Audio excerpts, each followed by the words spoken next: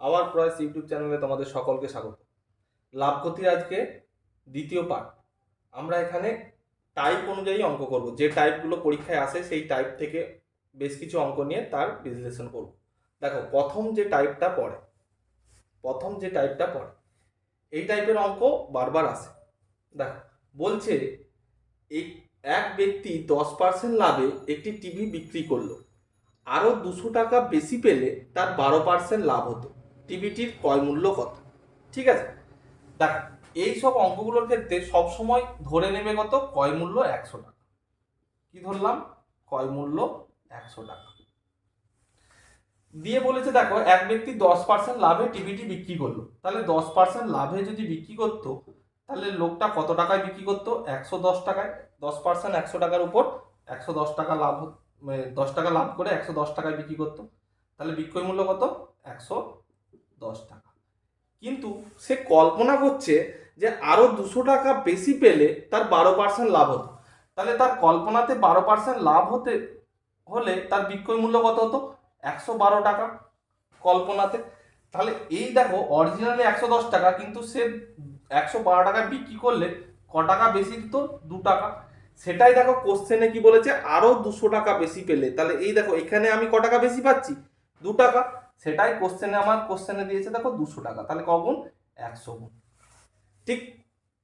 তাহলে কি চেয়েছে? দেখো, টিভিটির ক্রয় মূল্য কত? তাহলে ক্রয় মূল্য আমি কত ধরেছিলাম? 100। তাহলে অরিজিনাল মান কত গুণ হবে?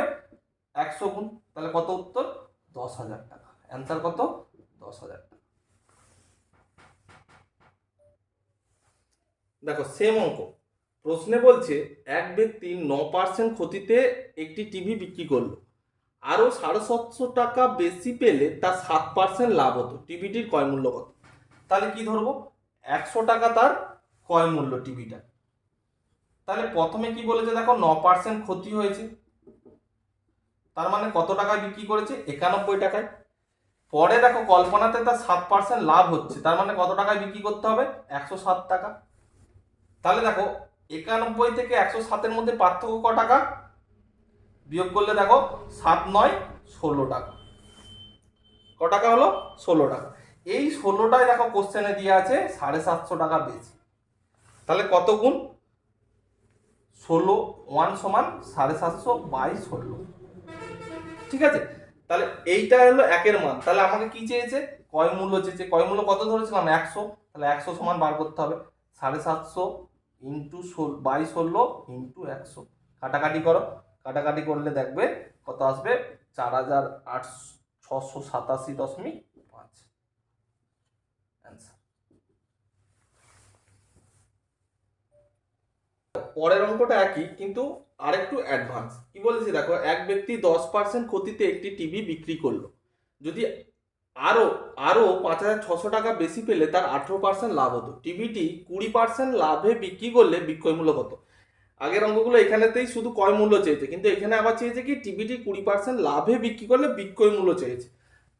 তাহলে সেম অঙ্ক, 100 টাকা যদি ক্রয় মূল্য হতো, তাহলে প্রথমে সে 10% ক্ষতি করছে, মানে 90 টাকায় বিক্রি করছে। পরে সে 18% লাভ করছে, মানে ক টাকায় বিক্রি করছে? 118 টাকায়। তাহলে এটা কত? 28। এটাই দেখো কোশ্চেনে দিয়ে আছে 5,600 টাকা।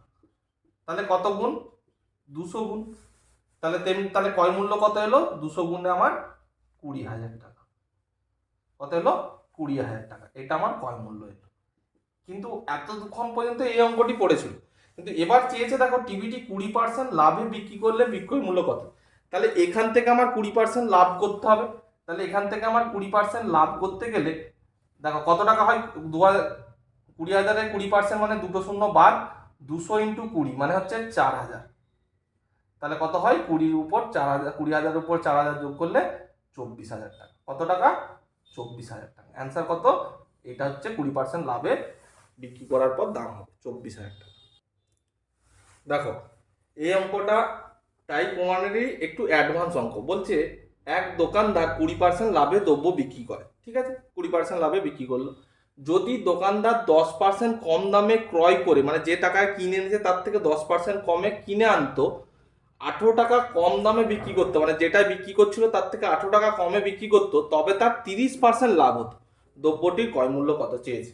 তাহলে প্রাথমিক ভাবলাম ইনিশিয়াল আর ফাইনাল, তাই তো? ইনিশিয়াল যদি ক্রয় মূল্য 100 হতো কস্ট প্রাইস, তাহলে সেলিং প্রাইস কত বলো তো? ইনিশিয়াল কত? 20% লাভে, তাহলে 20% লাভ করছে মানে ক টাকায়? 20 টাকায় বিক্রি করে 120 টাকায় বিক্রি করছে, 20% লাভ।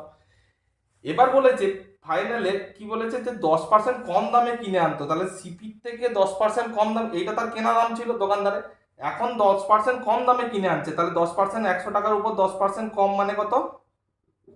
10 টাকা কম, 90 টাকায় কিনে আনছে। এবার বলছে 18 টাকা কম দামে বিক্রি করলে তার 30% লাভ হতো, তাহলে এখন যে ফাইনাল 30% লাভ, তাহলে কোনটার উপর হচ্ছে? এইটার উপর, তাহলে এইটার উপর 30% লাভ মানে কত? 9 3 27 টাকা লাভ, তাহলে 90 টাকার উপর 27 টাকা লাভ মানে কত হতো? 117 টাকা। তাহলে দেখো ইনিশিয়ালি সে 120 টাকায় বিক্রি করছিল, ফাইনালে এই ডেটাগুলোর উপর ক্যালকুলেশন করে কি দেখুন 117 টাকায় বিক্রি করছে, তার মানে সে অরিজিনালি 3 টাকা কম নিচ্ছে। তাহলে কোশ্চেনে এই 3 টাকাটাই কোশ্চেনে ক টাকা কম দিচ্ছে দেখো?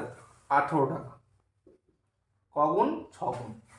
তাহলে দ্রব্যটির ক্রয় মূল্য চেয়েছে, দ্রব্যটির ইনিশিয়াল ক্রয় মূল্য কত ছিল? 100, তাহলে 100 6 গুণ হবে, ক্রয় মূল্য 100 6 গুণ মানে 600 টাকা, তাহলে অ্যান্সার কত? 600 টাকা। বোঝা গেছে? খুব ইম্পর্টেন্ট অঙ্ক, আরেকবার বলে দিচ্ছি দেখো।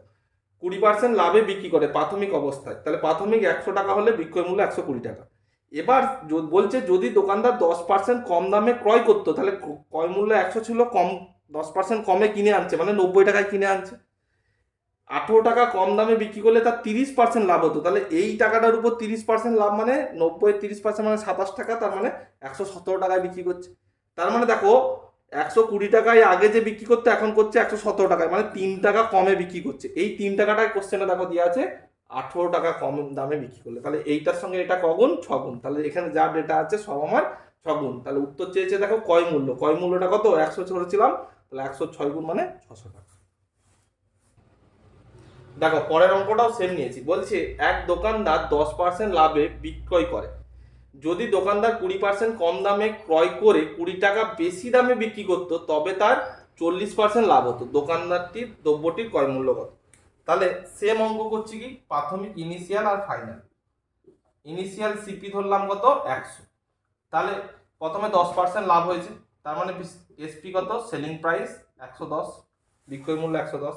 এবার বলছে যদি 20% কম দামে কিনে আনতো, তাহলে 20% কম মানে 100 টাকার উপর 20 টাকা কম করে 80 টাকায় কিনে আনতো,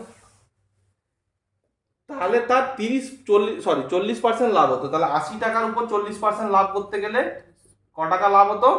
32 টাকা লাভ হতো, তাহলে 80-র উপর 32 টাকা লাভ মানে 112 টাকা। তাহলে দেখো দোকানদারটা প্রথমে 110 টাকায় বিক্রি করতে, এখন ক টাকায় বিক্রি করছে? 112 টাকায়, তার মানে ক টাকা বেশি দিচ্ছে? 2 টাকা। এইটাই কোশ্চেনে দিয়ে আছে দেখো 20 টাকা, তাহলে কগুণ? 10 গুণ। তাহলে যা ডেটা আছে আমার সব 10 গুণ।